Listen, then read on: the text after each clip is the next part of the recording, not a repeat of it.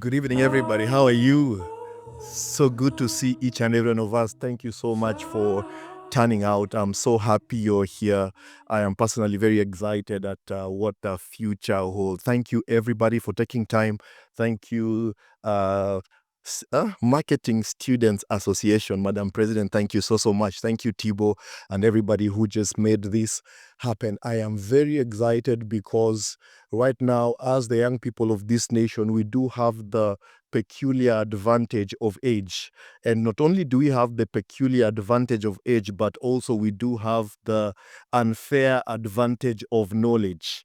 And because of those two things, we don't have the right to remain poor anymore. We don't have the right to be broke anymore. And to start us off this evening, I'm going to be having a conversation here on the two kinds of people you have to become if you're going to break the curse of poverty. If you're going to come out of not having money to having cash, to being able not only to provide for your family, but to be also be a good patriot, to be a good brother, to be a good son. You want to tell me you don't see how when we go home and you're going home, you go home, it's on maybe, I don't know about you guys, but people who are coming from Western Kenya, Luyas, Luos, you know what I'm talking about.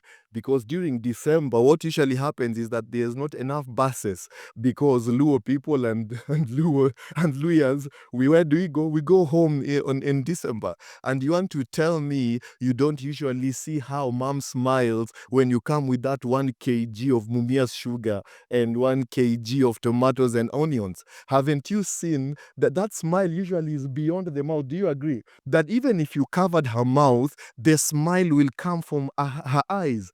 It is not a smile of recognition of provision because she has been eating before you were born. It's a smile that acknowledges, in fact and indeed in truth, my progeny has now entered what we call the land of milk and honey. There is hope. There is a confidence. There is pride that comes when your parent sees that you're beginning to make it. That is why you can't afford to be broke. So my argument is that you need to be rich because you become a better son. You also become a better husband. You become a better boyfriend. I know many of us, and the sisters will quickly say amen, many of us here, it is not that our boyfriends are not romantic. There's just a financial logistical challenge that once the finances are sorted, I am able to love you a bit more, baby. I am able to, let me tell you a story. Recently, I do some business in Kampala, and there's a friend of mine who, let's call him Steve today, Steve Odongo, who's a very tall black Luo man with the nose that is able not only to take oxygen in environment, but it can also smother up carbon dioxide and nitrogen at the same time. He does stand about 6 feet 1 foot tall. And the funny thing is that he's not able to walk straight because when he was young, he had an accident, and this accident affected his right femur, the right thigh, so he walks with a limp like a chimpanzee. And this guy now, because of the physical disadvantage, for some reason, he turned that disadvantage into fuel for pursuit.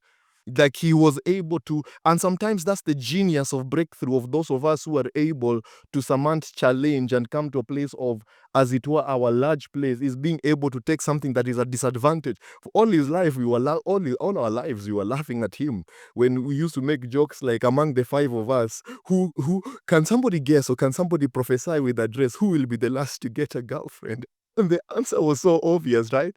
And he grew up in this very challenging atmosphere. Now he set up in UG, and this time he was giving me a story about how that in Uganda they're called nyabos, how that he had this girlfriend, and what happened is this girlfriend, during her birthday, he had the privilege of course, like many young men, to go and celebrate her. But now, usually, the way innovation is inversely proportional with cash. So anytime the cash reduces, innovation increases. Do I have a witness here? And we are most creative when our back is against the wall. By the way, interestingly enough, there are actual research papers that have shown that frugal living leads to more innovation, but that's beside the point. So her birthday comes, and when her birthday comes, he comes with this brilliant idea. We gather all of us, we're celebrating the girl, and then what happens is his friends are celebrating the girl in a university, just like this. They're celebrating the girl, and then at the opportune moment, now he walks in completely cleaned out. He has ironed his clothes very well, and he shows up with a matchbox. Okay. And then he says, the reason, baby, why I'm giving you a matchbox is because you light my word. And then toka hapa kwenda kabisa. And then now it gets a bit worse. This story gets a bit worse very quickly. So what happens then, the very same day, Kampala is crazy, you should Google it. The very same day, there was a particular Portuguese Ugandan. So the mom was Portuguese, and the father was from Western Uganda. They told Muhima men. What happened then is that this same guy who had been in her inbox at that time just says, I have sent a certain Letitia with an envelope. Don't mind about the weight of the envelope. Worry about the weight of what the envelope opens. And this is how this girl got a car. Now, let me ask you a question, gentlemen. If it was up to you to choose who is worthy to carry your progeny, who would you choose? The choice is obvious. So there are two people who you must become if you're going to build wealth. If you are going to, as it were, build a legacy of lasting wealth. If you're going to be somebody who will be regarded as a man of resources, somebody who one day, let me tell you this story. One day there's this, Luo people are mad for mad. So there's this time we've gone for, as it is our nature, in December, we go to Kisumu. Now we are seated in Kisumu at one of these country clubs, and this one happened to be one of those, those people who are rich. Everybody in Shag, we call them uncle, right? We are forcing issues. So he was also my uncle. Not that we are related in any way, shape, or form, but we are claiming the wealth of the village. So we are seated here, and then he comes and he tells me, my nephew, where you are seated? I'm like, yeah, uncle, we are so proud of you. How did you even do this? You are the genius of our lifetime. In fact, we should elect you right after the Enigma. You should come next. Then he says, I built this 5 million shillings cash. I built this 5 million shillings cash. And you begin to see then quickly that your wealth journey, right? Your wealth journey is going to affect very many things in your life. So let me say these two things before I tell you the two people you need to become. If you are going to live an effective life, the first major key is purpose.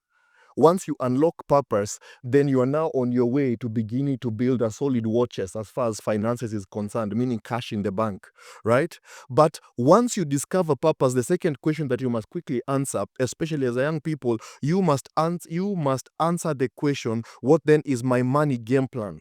What is my money game plan? How am I going to get money? How am I going to increase my money? How am I going to grow my money? How am I going to invest? Very important. So not fixing your money game plan after the discovery of purpose, you will find then that you'll have a tragedy that cannot be reconciled. As a matter of fact, it is said, Solomon is the one who said that a wise man shall save a city. Can you imagine? A wise man shall save a city from war, yet he is set aside. Don't look at me like that. I know you know these stories. Have you ever entered a room where people have their guys have gathered, it could be that one MCA wants now to announce his candidature, and they tell you that the room is full, but the room is full for you. Haven't you seen when a rich man comes, all of a sudden there is space in the room? In fact, the first casualties are the ones who are seated in front, because they'll give you a face and look at you as though you're supposed to understand by the facial expression this is code word for go, and then they'll tell the rich man swiftly proceed and embrace the seat. Why? It is because the voice of cash cannot be ignored. The voice of resources cannot be ignored. So you can be able to deliver a city, but you're set aside. Let me give another example. Why is it that if a poor man coughs in a room, everybody says, hey, get out, get out, get out. You'll give us Ebola. You'll give us bad flu. You will give us something. Just get out of the room. But if a rich man coughs, what happens? They say, oh, sorry, sir. Sorry, sir. In fact, everybody all of a sudden is a doctor. Everybody has their hankies. Everybody has cough syrup. Sir, can we help you with, can I rub your back, sir? Please cough on my neck. This is how this thing is. So if you don't fix your money game plan after you fix your purpose plan, then you begin to find that you're setting up yourself for a path that is full of disadvantages. Now, double tragedy is, and this will not happen to you because now we are here, we're working together. Double tragedy is that you have zero purpose, you're walking a life of no purpose, and then you're without a money game plan. What happens then? What happens then is that you find yourself, you yourself becomes the paradox that cannot be reconciled. So two people who you must become if you're going to build wealth, if you're going to build a war chest of resources, if you're going to be somebody who is regarded as a citadel of help. Citadel of help indeed. Is it just me, or is anybody who has some little money always given very good names? Right? Like Mkubwa, Mzee, Honorable. You've never seen those things? Because we are wired to appreciate wealth, because it is almost like it's a testament of success. It's like the concretization. You see, the way you say, you don't know how early I woke up, you don't know how hard I work, you don't know how committed I am, you don't know how I've given myself. I don't even watch South Korean soaps only on Friday, but the other days I don't watch because I'm very committed, very committed. Then the bank balance and that very committed must align. Are you seeing what I'm talking about? So resources is so important, because this world has been built as such. Except you have, and let me make for you one more argument. If you are asked today, which is more powerful, is it political power or is it economic power? When you begin to study patterns and when you begin to look at how economic power and how political power looks like, it seems, I mean, the University of Nairobi, it seems to me that political power, while it triumphs economic power, it only does so in the short run. Why? Because political power is by nature cyclic.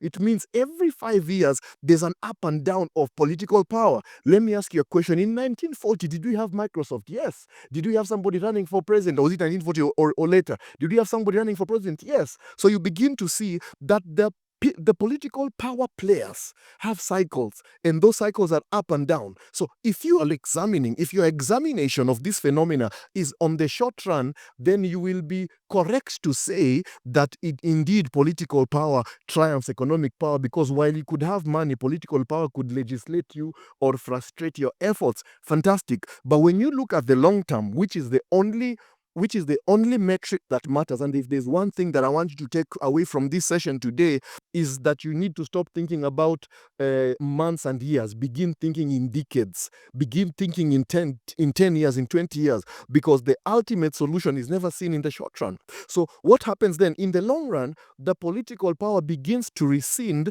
as economic power is growing, because of the power of compounding. Again, the first axiom of business is that businesses are what?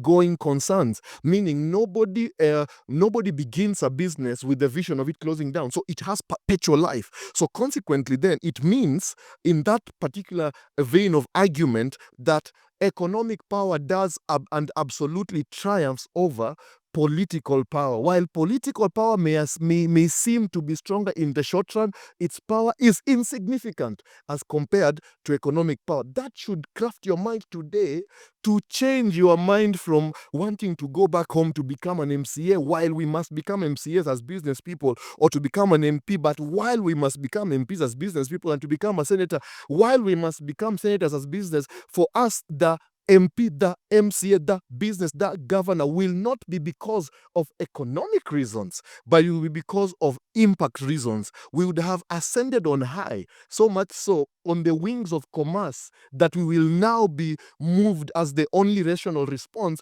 to now impact our society through political office. That political office in and of itself is not our motivation, because our motivation has not only been fully expressed, discovered, but also optimized in the free market economics. So you begin to see that then is a change of mindset. Just think with me, for instance, if politics was our escape, why haven't we escaped? Yet we have had so many politicians, both great and not so great alike.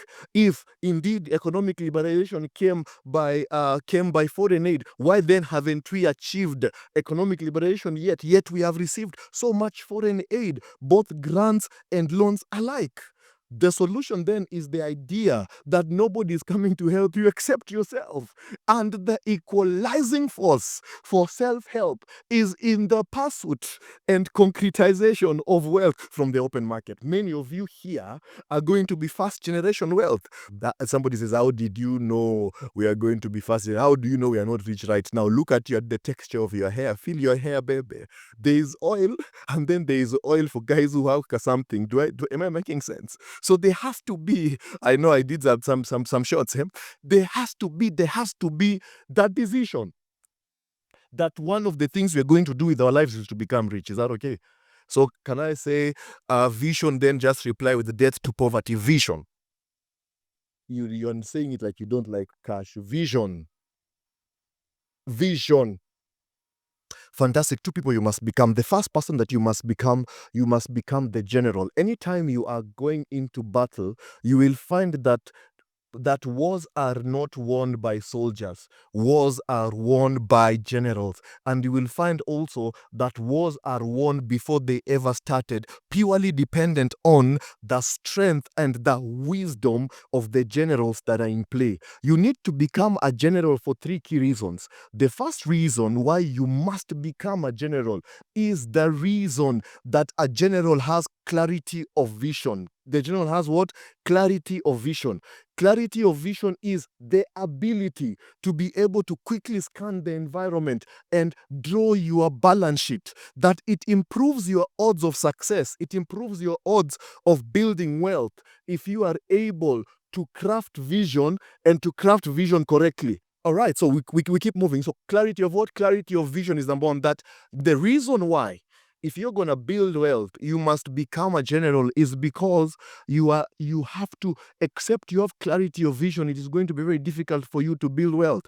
Our research that examined 363 SMEs by ResearchGate, actually the ResearchGate, the platform themselves, found that clarity of vision was responsible for 35% of the bottom line of the business. That when you examined the income statement, net profit, when you examined the balance sheet, and when you examined the cash flow statement, that the biggest force or the biggest impact to those three key financial statements was actually something that cannot be seen, was actually something that cannot be, as it were, touched with human hands. That vision was a bigger driver of success than efficiency. Can you imagine? The paper also found that leaders who exhibited vision in those 183 SMEs had an easier leadership experience as far as followership is concerned.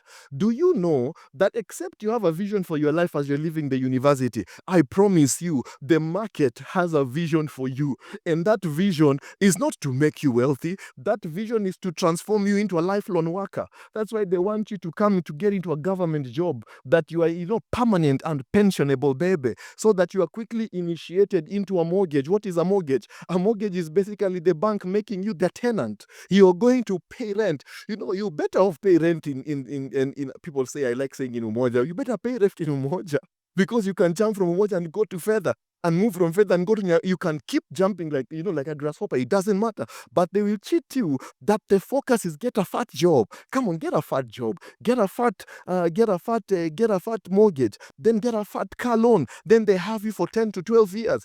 Do you know I'm doing counseling of C-suite executives in this very nation? Debate me. Out of every 10, six C-suite executives are going through financial strain. They're going through financial strain. Let me give you statistics. A study by Central Bank of Kenya in 2023 did establish that 66% of Kenyans are unable to meet their day-to-day expenses.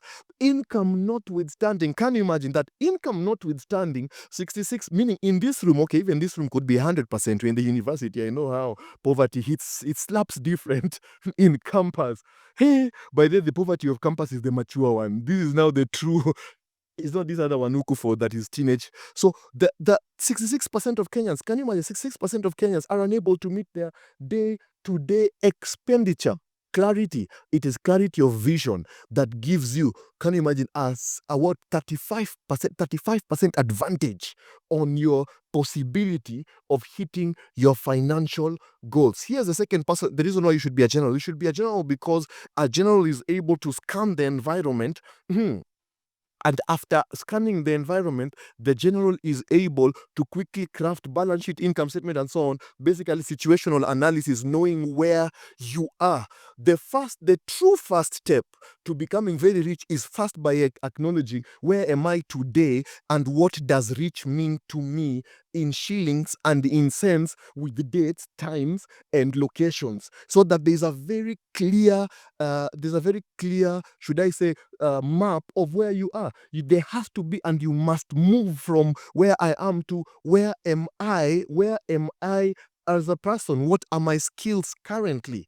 The general's advantage is that the general not only has clarity of outside vision, but clarity of inside vision, which takes courage and introspection. Do you realize that the most difficult truth to face is self-truth, and the most easy person to deceive is yourself? In fact, this deception of self is so high that it has its own English language. It's called conceit. That you're so deceived you don't even know that you have deceived yourself. And it is not something that is uncommon, because in psychology there's a principle called cognitive translucence, that we do not see ourselves clearly. That if you are asked who is the mistake, it will never be you. Haven't you realized that in all the relationships that you are in, the problem was never you? It can never be you, because we are not cognitively transparent. It means then that self-awareness is not complete except it finds accountability.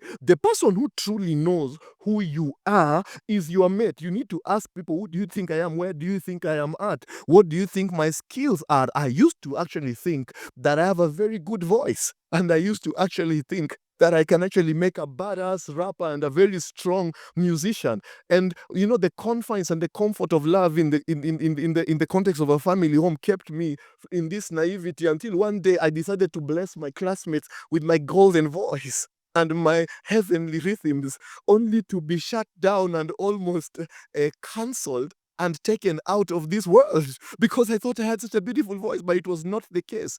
Clarity. If you're going to build wealth, you must begin to have a very honest and clear vision about where you are, where you're going, and about yourself. And the second thing is that not only should you have clarity of vision, but the second trait that you must have as a general is actionable strategy. The power of the general is in being able to translate the outside environment into internal actionable strategies. That if you do not have a task list, then you are running towards poverty. That every time you have a task list, every time you have a plan, every time you have actionable strategies, you are actually working towards financial independence. You're working towards financial freedom. A research that examined 183 SMEs in Kenya, the Kamururi research, looked at 183 SMEs for 2 years, and they established emphatically that those SMEs that had strategic action, those SMEs that had steps, that had task lists, those SMEs that had KPIs around what it is that they have to do, outperformed those ones without by 22%. Can you imagine that? There was a 22% lift in the performance of those SMEs that have task lists. That strategic action has to become part of your life. What is strategy? Strategy is just two things. Strategy begins with the what, which is the purpose. I told you about purpose. And the second thing, the how, which is methodology. Many of us have methodology addiction, but we have never evaluated what we are pursuing, the purpose that we are pursuing. So you will be asking yourself, which university should I go to? Should I go to Cape Town? Should I go to to London? Should I go to Amsterdam? Should I go to China? Should I go to Russia? You'll ask all these things as opposed to asking which degree really should I be doing. That the question on methodology must never come to before the answer of effectiveness, which is what? The vision, the main purpose. So strategic action then are all those actions that make your day-to-day align with what you defined in one, which was what? Which was your vision. Do you know pursuing goals is basically when Mother Desire remembers that she does in fact have a son called Vision. Anytime Vision is alive, what will happen is that desire will remind you that it is time for you to have actionable plans. So you need to have clarity of vision, but you have to have actionable plans. You have to have actions around how much money you're going to invest. You must have action around how much money you're going to spend. Many of you, if I asked you why you spend the way you are spending, you don't have a clue. But the system has been engineered to ensure exactly that. Haven't you realized every time we even see adverts, right? When we're seeing adverts, what are they advertising? That somebody bought his wife or somebody bought his children Blue Band, or he bought them Coca-Cola, and they were very happy and they were smiling. Why is it that nobody advertises that have deposited 100,000 for my wife's MMF, for example, or for my wife's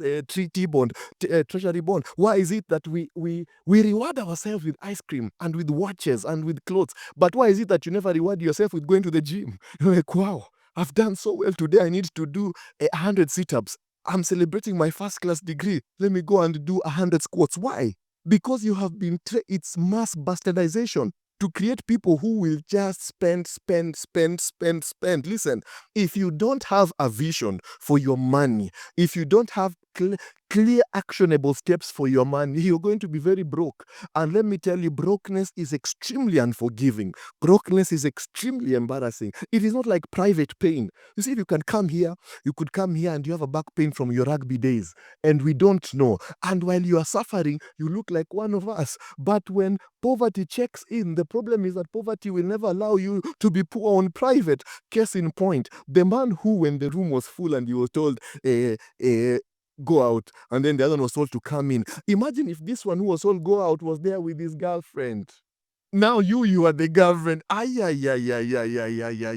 How would that feel? The embarrassment cannot be reconciled with therapy. It brings an embarrassment that not only injures your soul, but it also slaughters your spirit. As a matter of fact, if you had self-esteem challenges that day, it will be now self-esteem squared. You know what I'm talking about? So there has to be, if you don't have actionable plans, I tell people your age, if you're below 25 right now, you have no reason spending more than 10% of whatever you're getting. For adults, I'm trying to put them on 50% and they are crying. They are crying. They are complaining. Hey, I've received English on my DM, including abuse, etc. But my response is, we will meet shortly. Listen, do you realize that the future is waiting for you whether you are ready or not? That you are not preparing does not put aside the future that is shortly descending upon you. There are things that are waiting. There are systems that have been engineered to take all your money. You will never have enough money. I've just given you right now a statistic that has shown 66% of Kenyans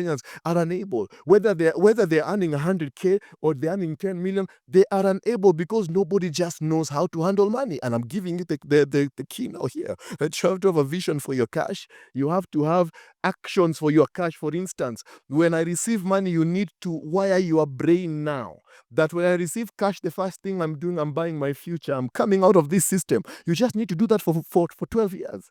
I wish somebody told me these things when I was in university, when I was your age. I promise you, I have to be vulnerable here now. You see, I promise you, I didn't need to be working. I didn't need to be working right now. I'm not saying I'm working, but I just came with a drink. Can somebody come with a drink? I didn't have to be working right now. I already made enough cash, and I know Kiare can confirm because this is usually what happens, right? I've already made enough money to live off my passive income. But because somebody cheated me that eat risk for breakfast, now I'm still in the hustle. Now, let me ask you, wouldn't it be a serious competitive advantage if somebody who died, sawa, after dying, they go there and they find bashija mwebananke, how usually people say in Uganda. Somebody's talking, okay, how people say in Uganda. So those of us who are inclined, I'm a practicing believer, right? Those of us who are inclined to Christianity, and we believe, and we believe that Jehovah is coming and is coming soon. Jesus is coming soon, and we're going to go to heaven. Now imagine with me, this is purely hypothetical. I'm in the University of Nairobi, and in order for you to do experiments correctly, Olang, people usually ask me who I'm talking to. Is right there, Olang, and I talk to Olang and Kissinger. Come back to this story. Come back to this story.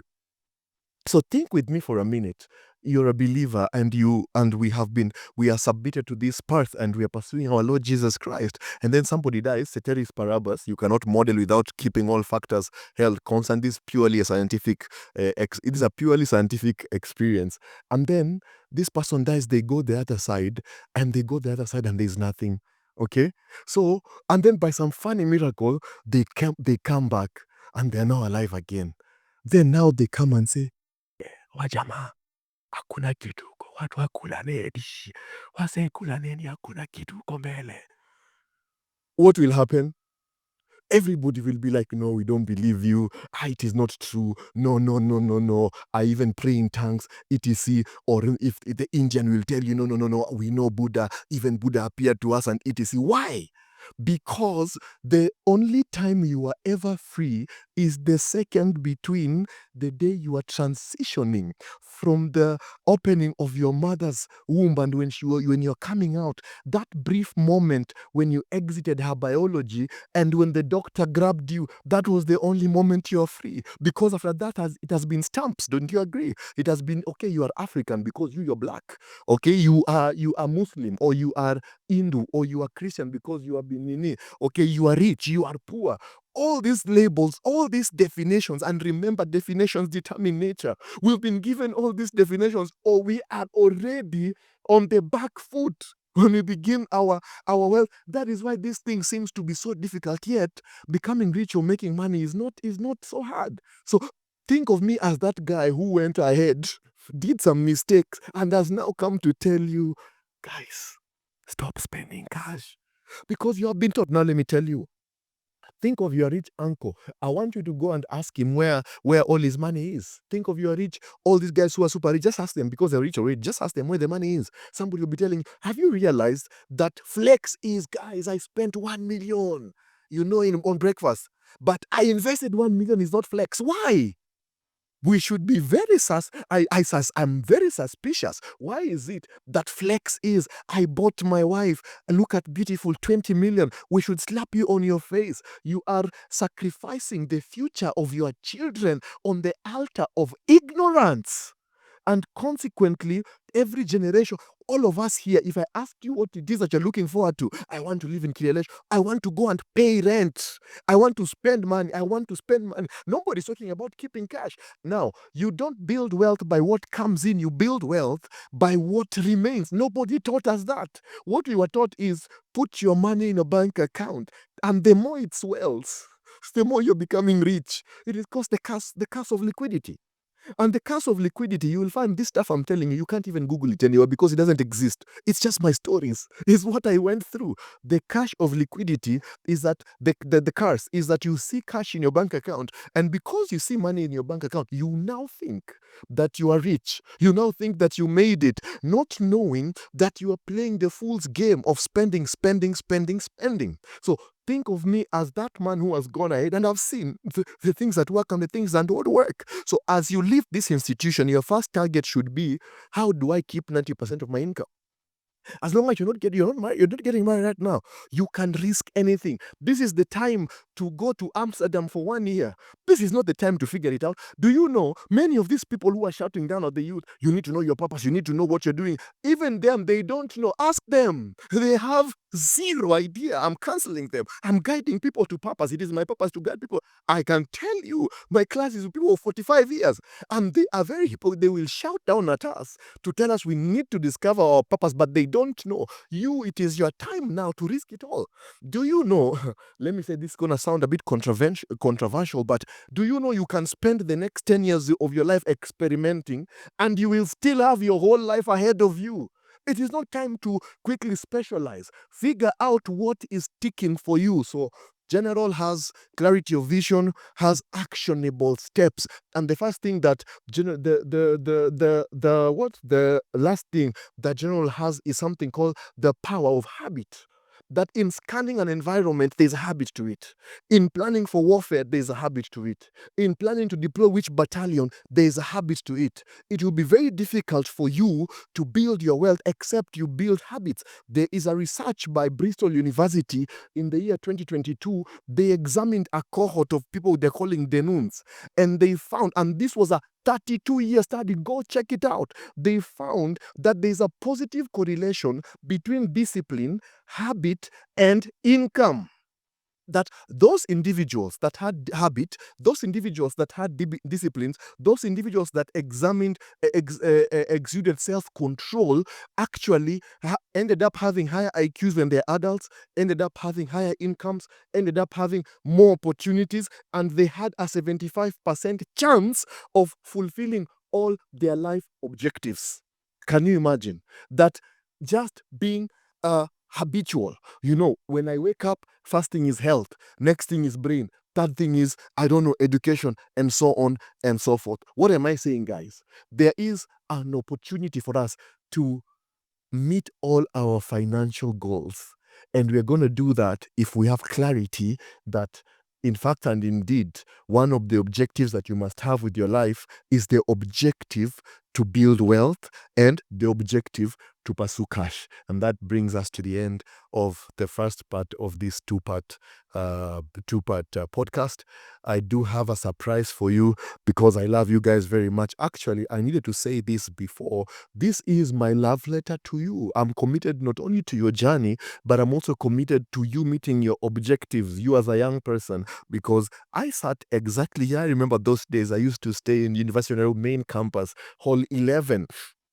And I wish somebody could tell me this, but every time I would pursue older men, all they would get is call me on Monday, text me on Wednesday, and nobody was telling us these things. I wish somebody told me preserve capital. I wish somebody told me that money is not for spending, money is for investing. I wish somebody told me that the focus of finances is not just the short term, but you have to think long term. Nobody told me those things. So this is, in fact and indeed, my deepest and most solemn love letter to you as a young person in Kenya, in the university. I believe strongly that you do have the solutions to this country. The solutions that will make Africa move forward will not be orchestrated and or midwifed by government. They will be orchestrated and midwifed by business people, because government does not understand efficiency.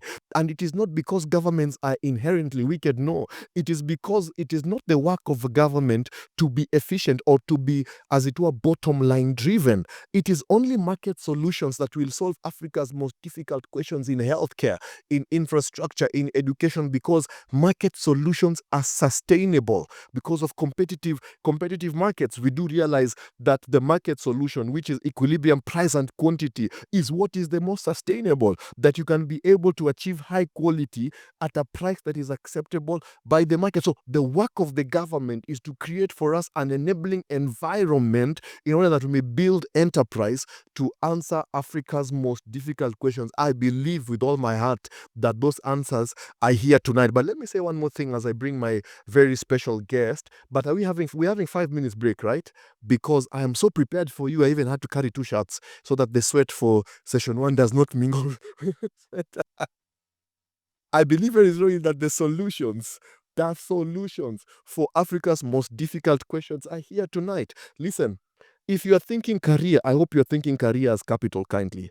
There is no financial freedom in career, even if you are the boss. I can tell you that today. I will show you papers. We can have that conversation another day. For most of us, the answer is in the market. And I want you to start thinking about, what should I sell? Let me sell something. What should I sell? I need a product to sell. I need a market to sell. Well, let me sell some handbags. Let me sell some iPads. Let me sell something.